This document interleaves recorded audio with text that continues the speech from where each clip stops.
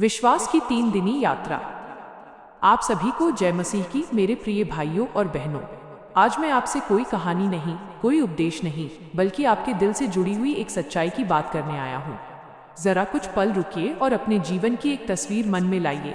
कल्पना कीजिए, आज से ठीक 3 दिन बाद जब आप सुबह अपनी आंखें खोलें तो सबसे पहले जो एहसास हो वो डर नहीं, शांति हो। न दिल की धड़कन तेज हो, न मन में वही पुराना सवाल, आज क्या होगा, पैसे कहाँ से आएंगे, कर्ज कैसे उतरेगा। कल्पना कीजिए आप उठते हैं और पहली बार सीने में वो भारीपन नहीं है, वो गांठ नहीं है जो महीनों से आपको जकड़े हुए थी। जिन बिलों को देखकर आप मोबाइल साइलेंट कर देते थे, जिन कॉल से आप डरते थे, वो अब आपको डरा नहीं रहे। आप कहेंगे ऐसा कैसे हो सकता है, लेकिन मेरे प्रिय, परमेश्वर के लिए जो आपको असंभव लगता है वो सिर्फ एक प्रक्रिया होती है। बाइबल में लिखा है कि जब लोगों ने परमेश्वर के वचन को सिर्फ पढ़ा नहीं बल्कि विश्वास के साथ पकड़ा, तो स्वर्ग ने उनकी परिस्थितियों में हस्तक्षेप किया। वो लोग कोई संत नहीं थे, वो लोग कोई बड़े प्रचारक नहीं थे, वो साधारण लोग थे, हम और आप जैसे।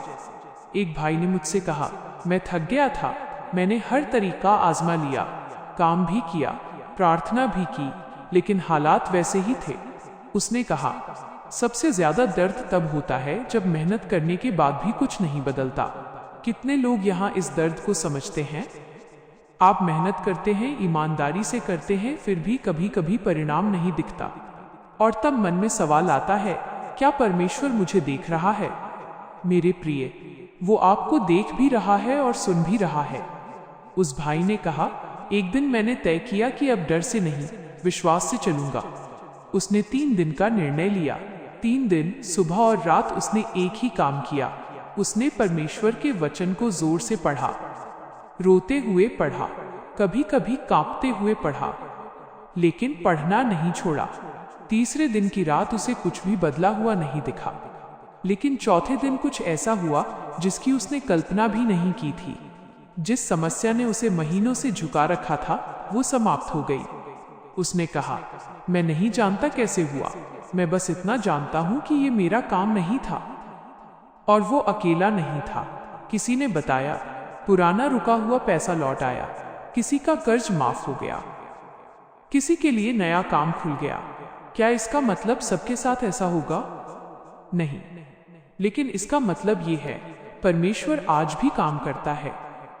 और ये कोई अंधविश्वास नहीं है, ये कोई जादू नहीं है, ये कोई मंत्र नहीं है, ये है जीवित परमेश्वर का वचन। परमेश्वर का वचन आज भी उतना ही शक्तिशाली है जितना पहले था। अब मैं आपसे एक ईमानदार सवाल पूछता हूँ, कितनी रातें आपने करवटें बदलते हुए बिताई हैं?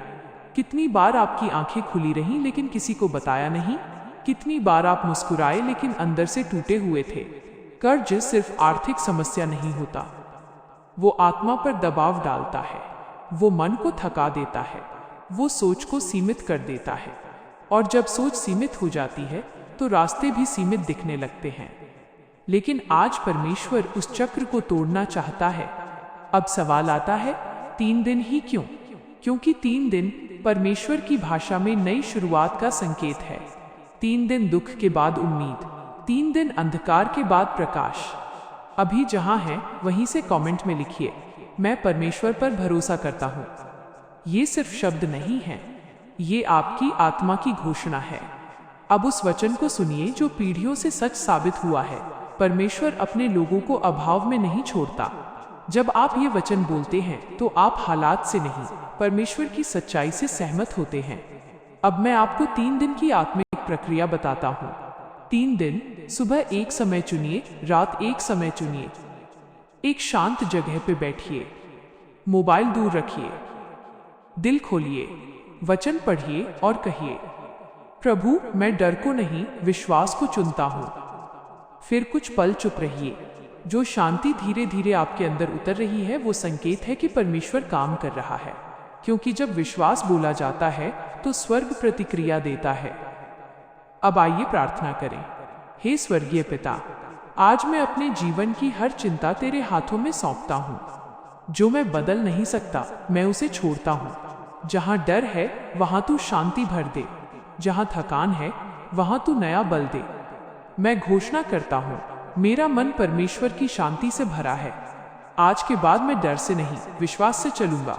मेरा परमेश्वर मेरे साथ है। मैं ये प्रार्थना यीशु मसीह के सामर्थी नाम में मांगता हूँ। आमीन।